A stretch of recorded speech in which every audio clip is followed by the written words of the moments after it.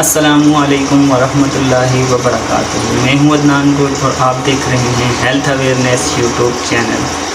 میں پچھلے 12 سال سے میڈیکل کی فیلڈ سے وابستہ ہوں، تو اس حوالے سے میں نے کہا آپ سے اپنا ایکسپیرینس شیئر کرتا چلوں، کیونکہ یہ بہت ضروری ہوتی ہیں بیسک انفارمیشن جو ہر انسان کو پتہ ہونی چاہیے۔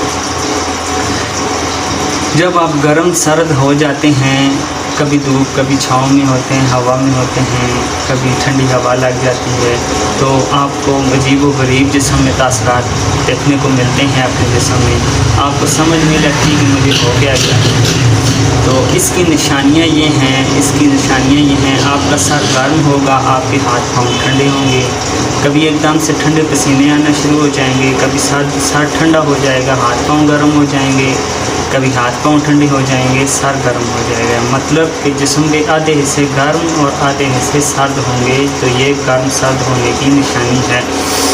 اس کے علاوہ دوسری نشانی یہ ہے کہ آپ کو چکر آ سکتے ہیں، اس کی وجہ سے شدید ترین چکر آتے ہیں، بندہ گرنے کا خطرہ ہوتا ہے، ڈر جاتا ہے کہ میرے ساتھ مسئلہ کیا ہو گیا۔ دوسری نشانی چکروں کی ہے، الٹیاں بھی آ سکتی ہیں آپ کو، ٹھیک ہے، گھبرا جاتا ہے بندہ۔ تو یہ بہت ہی موٹی اور سمپل نشانیاں ہیں، ہاتھ ٹھنڈے، ہاتھ پاؤں، سر گرم۔ دوسری نشانی آپ کو الٹیاں اور چکر شدید ترین آئیں گے، صحیح ہے، اور جسم میں گھبراہٹ ہوگی، اور بعض دفعہ یہ ہلکے آپ کے سرخ ہو جائیں گے، یہ والی ایریے آپ کی آنکھوں کی۔ تو یہ میرے 10-12 سال کی زندگی میں جو میں نے دیکھے ہیں، لوگ چیک کیے ہیں، تو ان میں نے یہ سمٹم دیکھی ہیں۔ تو یہ سمٹم ہر انسان کو پتہ ہونی چاہیے کہ ایسا اگر کسی انسان کے ساتھ ہو تو اس کو کیا کرنا چاہیے۔ اس کی احتیاطی تدابیر یہ ہوتی ہیں کہ آپ نے زیادہ پنکھے کے آگے نہیں بیٹھنا، گرم سرد نہیں ہونا، نہانا دھونا وقتی نہیں ہے، ٹھیک ہے۔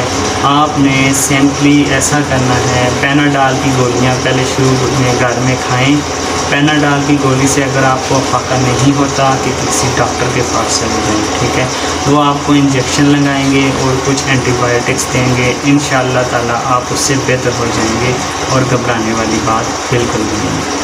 چینل میرا اچھا لگے، ویڈیو اچھی لگے، لائک کریں، اور مزید اس طرح کی ویڈیو دیکھنے کے لیے میرا چینل ہیلتھ اویئرنیس ضرور سبسکرائب کریں۔ Thank you.